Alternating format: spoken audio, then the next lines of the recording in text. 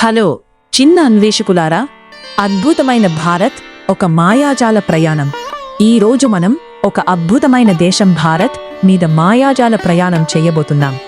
రంగుల పండుగలు, రుచికరమైన భోజనం, అందమైన నదులు, పెద్ద అడవులు, అద్భుతమైన జంతువులు, ఇవి అన్నీ కలిసిన దేశమే భారత్. భారత్ ఎలా విభజించబడింది? భారత్ చాలా పెద్ద దేశం, కాబట్టి మనం దాన్ని 6 ప్రాంతాలుగా విభజిస్తాం. ఉత్తర భారత్, నార్త్ ఇండియా. ఇక్కడ భారీ మంచు పర్వతాలు, హిమాలయాలు ఉంటాయి. ఇది ప్రపంచంలోనే ఎత్తైన పర్వత ప్రాంతం. దక్షిణ భారత్, సౌత్ ఇండియా. ఇక్కడ అందమైన బీచ్లు, కొబ్బరి చెట్లు, ఆలయాలు ఉంటాయి. తూర్పు భారత్, ఈస్ట్ ఇండియా. పచ్చని పంట పొలాలు, సంప్రదాయ సంస్కృతి ఇక్కడ కనిపిస్తుంది. పడమర భారత్, వెస్ట్ ఇండియా. ఇక్కడ ఎడారులు మరియు పెద్ద నగరాలు ఉంటాయి. మధ్య భారత్, సెంట్రల్ ఇండియా. పెద్ద అడవులు, వన్యప్రాణులు ఎక్కువగా ఉంటాయి. ఈశాన్య భారత్, నార్త్ ఈస్ట్ ఇండియా. కొండలు, వర్షాలు, అందమైన ప్రకృతి. ప్రతి ప్రాంతం ప్రత్యేకం, ఒక కొత్త ప్రపంచంలా ఉంటాయి. భారత్లో భాషలు. భారత్ అనేది భాషల దేశం. ఇక్కడ 22 అధికారిక భాషలు ఉన్నాయి. ముఖ్యమైనవి హిందీ, ఇంగ్లీష్, ఇంకా తెలుగు, తమిళం, కన్నడ, మలయాళం, మరాఠీ, బెంగాలీ, ఇంకా చాలా ఉన్నాయి.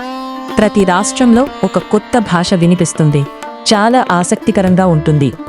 నదులు జీవనాధారం. నదులు లేకపోతే జీవితం అసాధ్యం.